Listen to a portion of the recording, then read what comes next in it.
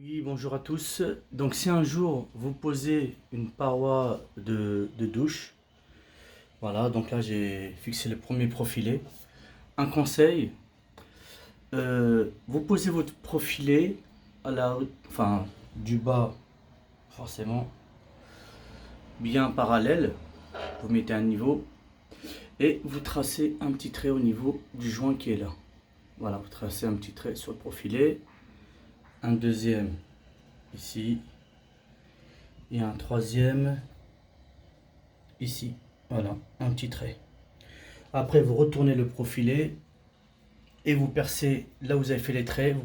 Vous percez de l'autre côté, mais au milieu du profilé. Vous faites un petit trou de, on va dire, environ un forêt de 5. Voilà, un forêt de 5. Donc, 3 trous. Donc, derrière le profilé, bien au milieu. Premier trou, deuxième trou. On suit toujours le joint, hein. Et troisième trou. Donc, voilà. Une fois qu'on a percé, après, on perce avec un petit forêt à béton, mais sur une perceuse et non pas sur une perceuse à percussion, surtout pas. On commence par un forêt de 5 mm sur une perceuse normale de maison en mode marteau, parce que ça va aller plus doucement et ça va moins abîmer le carrelage et l'exposer un peu. Donc on commence par un forêt de 5 mm pour perceuse, hein, électrique. Donc on fait le premier trou de 5 mm avec le forêt de perceuse électrique, deuxième trou et troisième trou. Après, on prend un forêt de 6 mm, toujours avec la perceuse électrique. On agrandit le premier trou, le deuxième trou et le troisième trou. Voilà. Donc les trous bien forcément, vu qu'on a fait les 3 premiers trous sur les profilés, en fait, quand on pose le profilé et on le met à niveau, là avec le feutre, on fait le premier trait avec le feutre, en mettant bien le profilé bien à niveau. On fait le deuxième feutre, troisième feutre, on pose le profilé et là, comme je l'ai dit, premier trou, deuxième et troisième avec un forêt de 5 mm sur une perceuse électrique, deuxième trou de 6 mm avec une perceuse électrique. Voilà, je vais vous faire montrer le type de forêt pour la perceuse électrique. Donc c'est ce type de forêt. Ils sont là. Voilà, j'ai déjà fait. Donc voilà. Voilà, ça c'est pour la perceuse électrique. D'accord? Voilà. Ça c'est un forêt de 5 mm. Et ça c'est un forêt de 6 mm. Donc voilà. Voilà, on commence par le premier forêt de 5 mm. Une fois qu'on a tracé au feutre. Et le deuxième forêt de 6 mm. Une fois qu'on a fait ça, on expose moins le carrelage au niveau des jointures. Voilà. Et après, on prend la perceuse à percussion classique et en forêt de 6 mm. Et là on y va, on perce jusqu'à une longueur d'environ 6 cm, hein, environ. Donc environ 6 cm. Une fois qu'on a fait le trou d'environ 5-6 cm, on prend une vis de 5,50.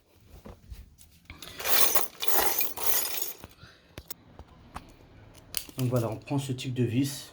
Voilà, c'est une vis de 50. Voilà, de 50. Une fois que vous avez percé les 3 trous, donc en 3 fois, hein, forcément. Donc 2 premiers trous, perceuse électrique, forêt de 5, forêt de 6 mm. Et le vrai trou, le troisième perçage plutôt, avec un forêt de 6 mm avec une perceuse à percussion. Une fois qu'on a fait les trous, avant de mettre les chevilles, on met la vis dans le trou. C'est l'astuce. On met la vis dans le trou et on regarde si la vis elle arrive jusqu'au bout, jusqu'au carrelage. Si elle arrive jusqu'au carrelage, c'est que le trou il est assez long.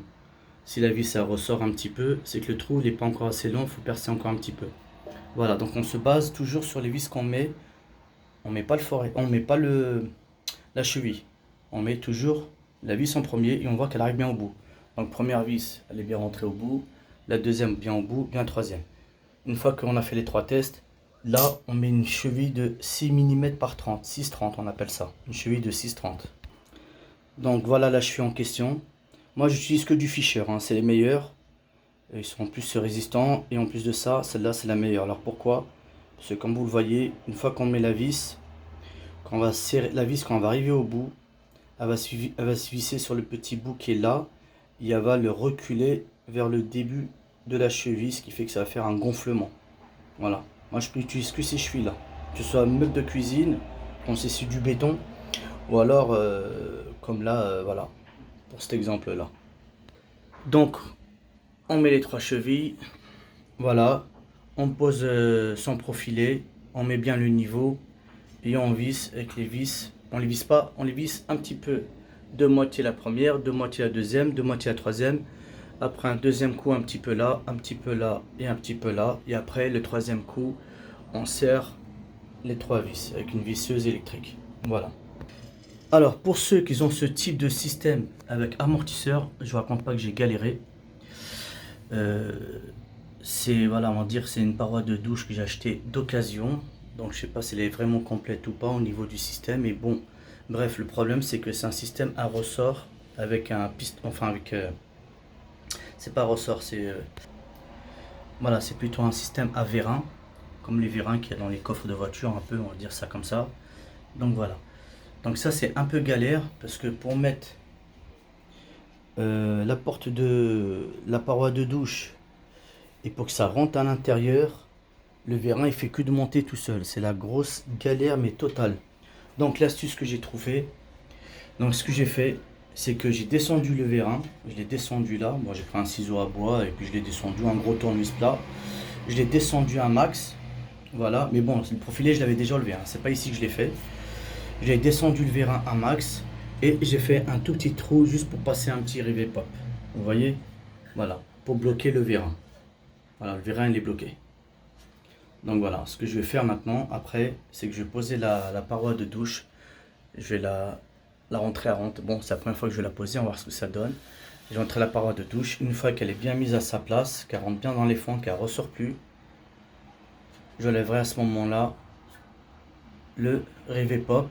Et là, le vérin il va s'enclencher, ce qui fait qu'il va remonter la paroi de douche. Alors c'est un système en fait qui est très astucieux, en fait je ne connaissais pas du tout. C'est que la paroi de douche, quand on va monter, je sais pas, elle doit monter peut-être 30-35 cm, je sais pas, à peu près. En fait, c'est une astuce pour que ça passe au-dessus du robinet de baignoire. Voilà, du mitigeur robinet de baignoire en fait. C'est fait exprès pour que ça passe au-dessus et que vous puissiez en fait plier la paroi de douche entièrement jusqu'au bout sans que ça gêne le système. Voilà. C'est pas mal comme système pour une personne qui veut rentrer.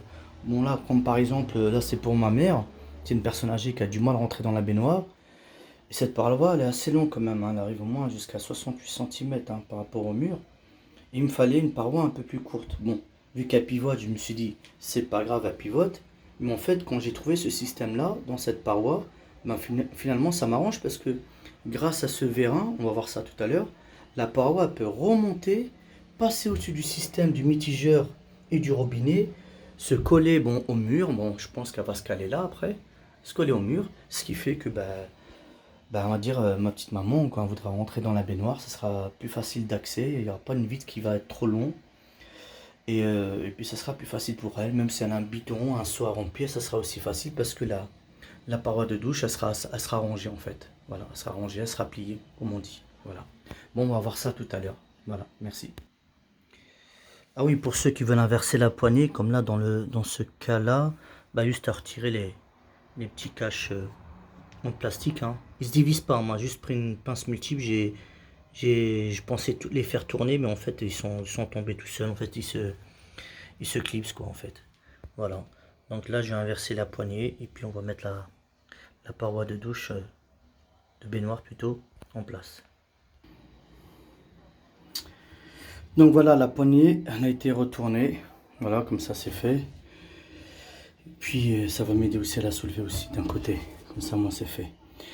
Donc voilà, donc là il faut rentrer ce système là, il faut le faire rentrer là-dedans, dans le trou, et celui-là qui est là, il va passer ici je pense.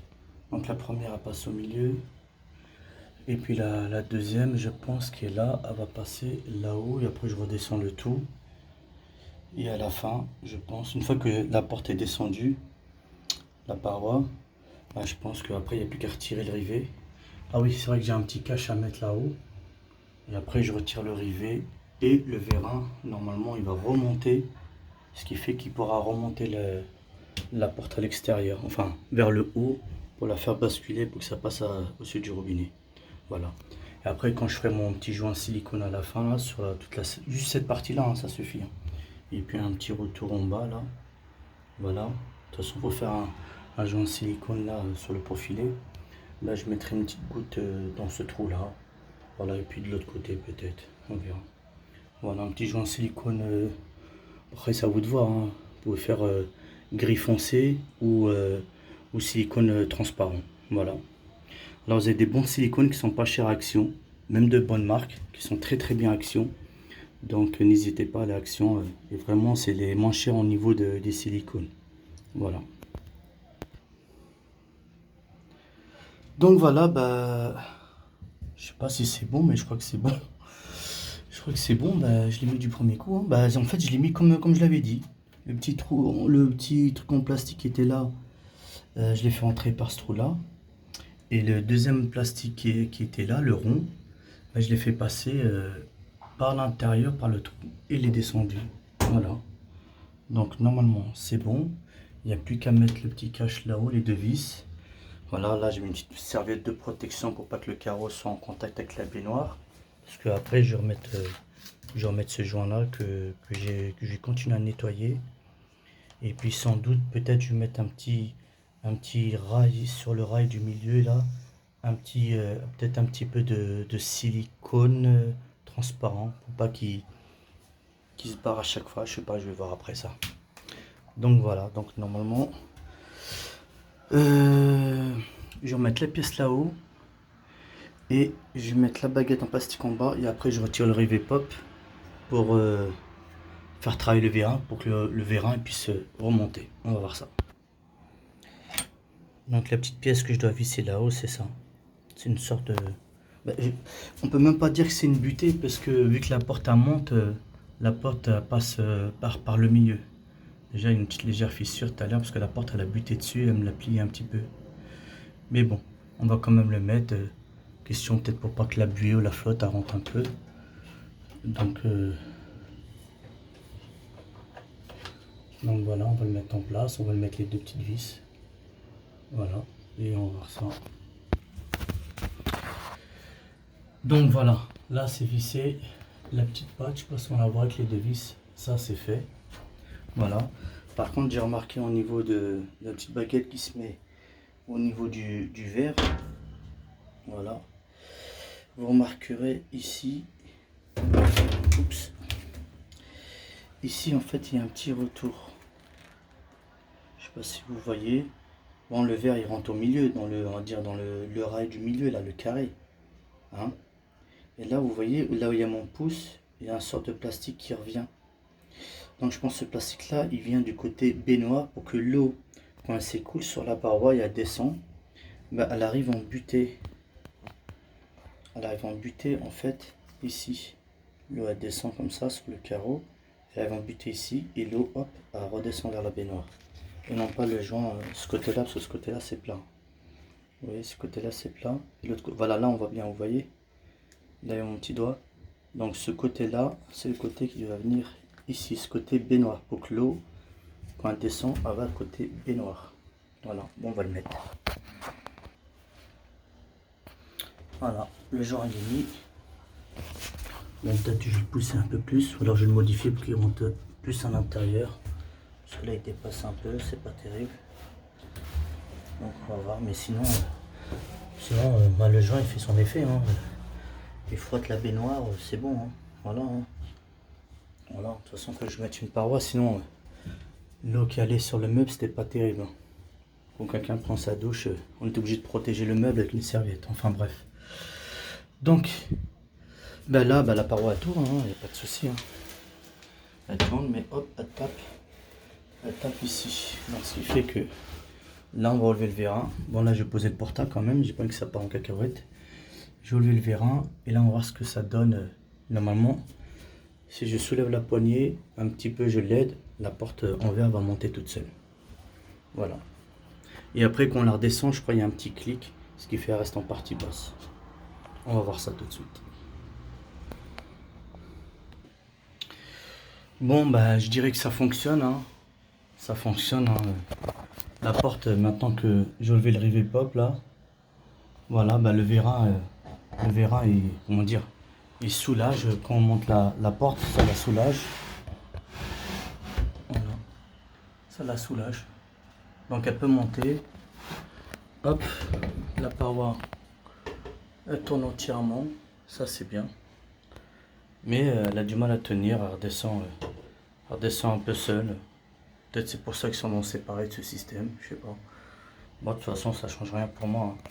Je vais mettre quelque chose en bas pour la bloquer, pour éviter qu'elle descende, comme ça on a accès au robinet et au flexible. Voilà.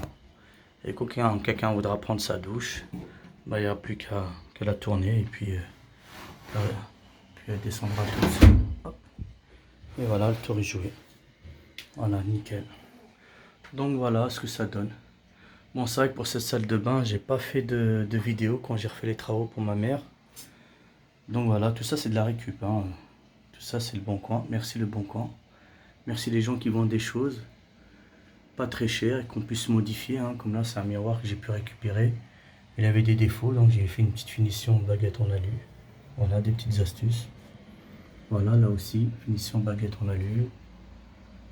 Voilà, hop, comme ça on cache, parce que souvent dans les miroirs, ben le bout ils sont abîmés par la flotte, ça noircit, ou alors il est un peu fêlé, ou il y a des petits défauts. Voilà. Et puis là, je fais passage électrique sur une, on va dire, sur une cornière en alu qui est dissimulée. En fait, le câble il passe par derrière. Donc ça se voit pas comme ça quand on regarde à l'œil. Mais en fait, l'électricité elle passe derrière cette baguette là et une petite baguette. Voilà. Voilà, une petite lumière plafonnier LED, hein, il n'y a pas mieux, hein. Ça éclaire bien la salle de bain. Voilà. Voilà, puis bon, c'est vrai que j'ai pas fait de vidéo pour ce carrelage là. Ouais. Voilà, ça c'est des petites astuces aussi que vous pouvez faire chez vous. Un plan de travail. Voilà, Leroy Merlin, pas trop cher. Hop, avec une petite finition en joint gris. Voilà, et puis un petit pied. Et allez hop, on fait passer l'installation de la machine à laver en alimentation d'eau et évacuation. L'évacuation, on la relie directement à la baignoire. Voilà, ça aussi c'est pareil. Ça c'est des, ouais, c'est des planches qu'on retrouve aussi à Leroy Merlin. Ça c'est normalement c'est utilisé pour faire les étagères. Donc je trouvais que c'était beau. Voilà, gris foncé comme ça, avec une petite baguette en alu que j'ai récupéré sur les anciens plans de travail Ikea Numérar. C'est des champs de plans de travail ça. Taille 38-40. Ça je les garde toujours parce que ça sert toujours à faire de la déco. Voilà, des petites astuces. Et puis j'ai remis le même aussi par là ici. Voilà, sur toute la longueur jusqu'au mur. Voilà. Voilà des petites astuces. Voilà, ça c'était pour cacher l'humidité et le plat qui se fritait, hein. Voilà, c'était un défaut. Voilà, voilà. Et derrière le meuble, en fait, il y a une porte accès tout ce qui est robinetterie eau chaude, eau froide, à l'intérieur du meuble. Donc le meuble, j'ai coupé à l'intérieur. Son contreplaqué qui est démontable une fois qu'on retire les deux étagères en verre. Hop. Et là, on a accès à la porte du compteur d'eau chaude, eau froide. On referme, on remet le contreplaqué. Il y a juste à le pousser, clac, clac, et on met les étagères en verre, et c'est parti, on voit rien. Tout est dissimulé. Voilà, bon, ça c'est une petite déco vite fait. Bon, désolé, il y a le bordel dans la salle de bain. Voilà, donc bonne journée à tous, et voilà le résultat. Voilà. Bon, franchement, j'adore ce système, je ne connaissais pas. Voilà, bonne soirée à tous.